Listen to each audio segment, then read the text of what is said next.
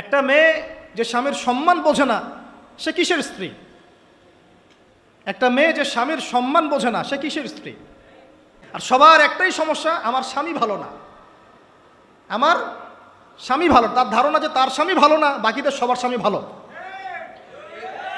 নবী সাল্লাল্লাহু আলাইহি ওয়াসাল্লামের সামনে যখন কোনো মেয়ে এভাবে র্যান্ডমলি স্বামীর নামে অপবাদ দিত, মিথ্যাচার করত বা অভিযোগ আরোপ করত, আল্লাহ নবী সাল্লাল্লাহু আলাইহি ওয়াসাল্লাম রাগ হতেন।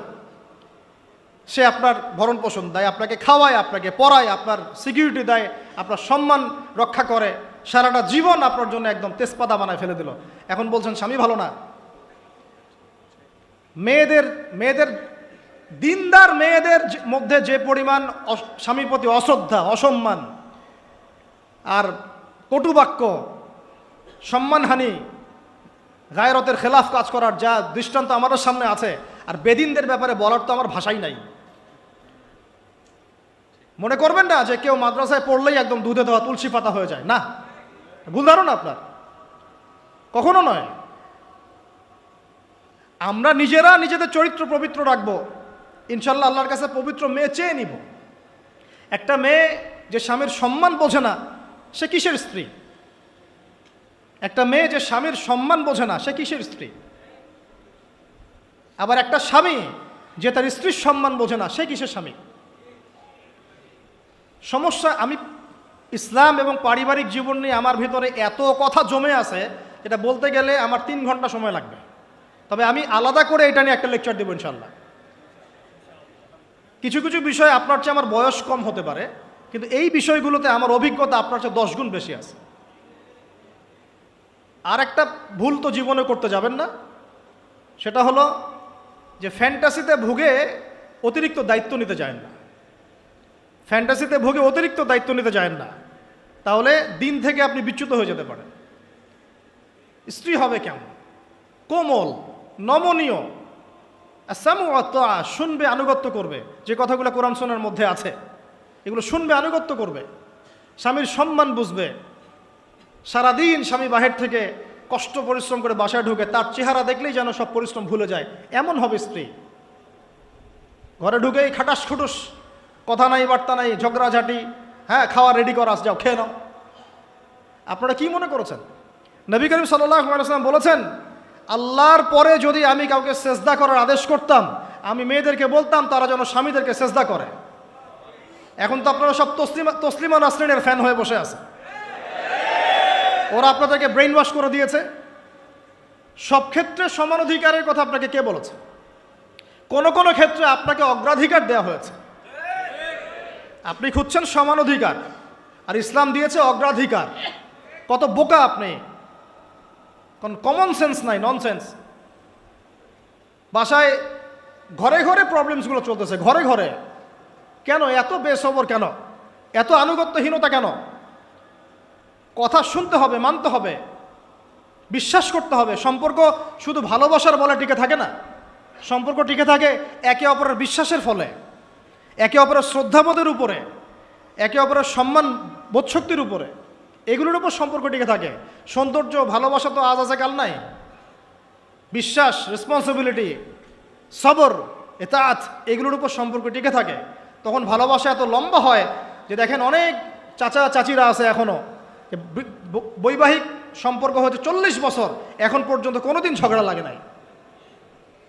এমনকি ওই চাচিকে আপনি বলেন যে বাসার থেকে অন্য জায়গায় থাকতে, ও স্বামী মরে গেলেও ওই স্বামীর ভিটা ছাড়তে রাজি না, বলছে না আমি আমার এই স্বামীর ভিটা ছাড়তে রাজি নই। এই তো 40 বছর আগে জেনারেশনটাকে আপনি দেখেন, আর এখনকার মেয়েদের জেনারেশনটাকে আপনি দেখেন। কিসের সেকুলার ঘরের মেয়ে আর কিসের মাদ্রাসার মেয়ে, সবই একই অবস্থা। ইল্লা মাশাআল্লাহ, ইল্লা মাশাআল্লাহ। এখন এগুলোর ফলশ্রুতিতে যখন দেখা যাবে যে কনফ্লিক্ট তৈরি হচ্ছে, তখন আবার দেখা যাবে কি আইন কানুন, সমাজ, পরিবেশ সব মেয়েদের পক্ষে। দিন শেষে আপনি দোষী হয়ে যাবেন, দিন শেষে দোষটা আপনার ঘাড়ে এসে পড়বে। মানে সমস্যা ক্রিয়েট হতে হতে হতে হতে এমন একটা জায়গায় যাবে যে তখন আপনি রিয়্যাক্ট না করে থাকতে পারবেন না। তখন যদি আপনি কোনো রিয়্যাক্ট করে ফেলেন, সব দোষটা তখন আপনার ঘাড়ে গিয়ে পড়বে। এভাবে আস্তে আস্তে পরিবারগুলো ভেঙে যাচ্ছে। ভালো লাগছে না, আল্লাহ পাকের নেয়ামত ভালো লাগছে না।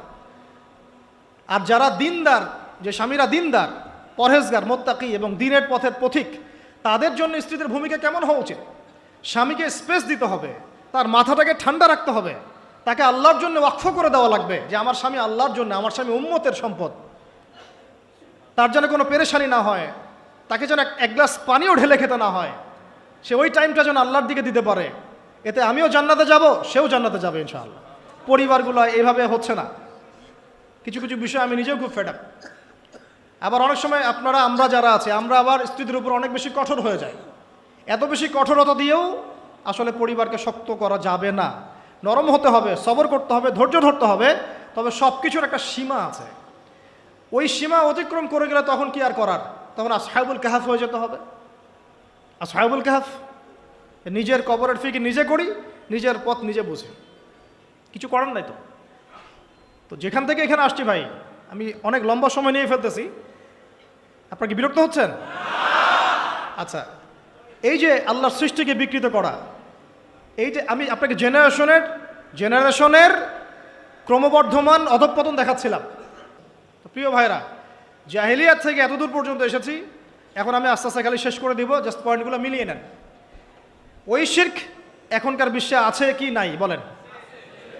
আমি একটা একটা করে বলছিলাম যে আপনার এডুকেশন, আপনার ইকোনমি, আপনার পলিটিক্স, ওয়ার্ল্ড অ্যাফেয়ার্স এবং সংস্কৃতি, এই প্রত্যেকটা সেক্টরেই সেই শিরক এখনও বিরাজমান আছে। এবং কোনো কোনো ক্ষেত্রে ধর্মের মধ্যেও সেই শিরকটা বিরাজমান আছে। অনেক মুসলমান কবর পূজা করে, অনেকে মাজার পূজা করে, অনেকে দেখা যায় যে তাকদীরকে অস্বীকার করে।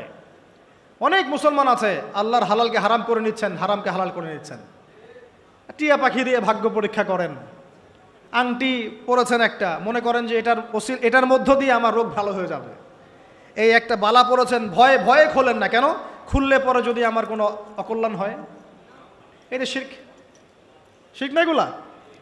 এই যে টিয়া পাখি কিছু উদ্বোধন করতে চান, পায়রা উড়াই দিচ্ছেন, শুভ। ওর মধ্যে কিছু শুভ? ওটা কি শুভের লক্ষণ? আপনি জন্মদিন পালন করেন, বলেন শুভ জন্মদিন, কে কে জানে ওই দিনটা আপনার জন্য শুভ না অশুভ? এরকম হাজার হাজার শিরক আছে, আমি বলতে গেলে অনেক সময় চলে যাবে, ওইদিকে বাদ দেন। প্রত্যেকটা ডিপার্টমেন্টে শিরক আছে। কিতাবুত তাওহীদ বইটা পড়ে নিয়েন। কোন কিতাব? কিতাবুত তাওহীদ। আর নসিহত যেটা করতে চাচ্ছিলাম, যে এই পুরো বিশ্বটা শিরকের উপরে আছে, আইয়ামে জাহিলিয়াতের মতোই। এই সেক্টরটা সবচেয়ে বড় শিরকের মধ্যে আছে। কোন সেক্টরটা? এই যে এখন যেটা বলছি, আল্লাহ পাক আদম আলাইহিস সালামকে কি বলেছিলেন ভাই? ভুলে গেছেন? খলিফা। কি বলেছিলেন? খলিফা। আদম আলাইহিস সালাম এভাবে জান্নাতে থাকতে লাগলেন, শয়তান রিসিভ করলো, এই যে নেমে আসলাম পৃথিবীতে, ঠিক আছে? পৃথিবীতে নেমে আসার পরে আদম আলাইহিস সালাম কি আল্লাহ পাকের বিধান ছাড়া অন্য কোনো বিধান ফলো করেছিলেন? কথা এবার বুঝেন। আদম আলাইহিস সালামকে আল্লাহ কি বলেছেন বলেন? খলিফা। কি শব্দ? খলিফা। তিনি এখন পৃথিবীতে আসলেন কিভাবে? ওই যে জান্নাতে রাখলেন, ফল ভক্ষণ করে ফেললেন, ইবলিস সেজদা করলো না, এই যে চ্যালেঞ্জ করলো, আস্তে আস্তে ফল খেয়ে ফেললেন একদিন, ব্যাস আল্লাহ পাক আর জান্নাতে রাখলেন না, যাও পৃথিবীতে চলে যাও।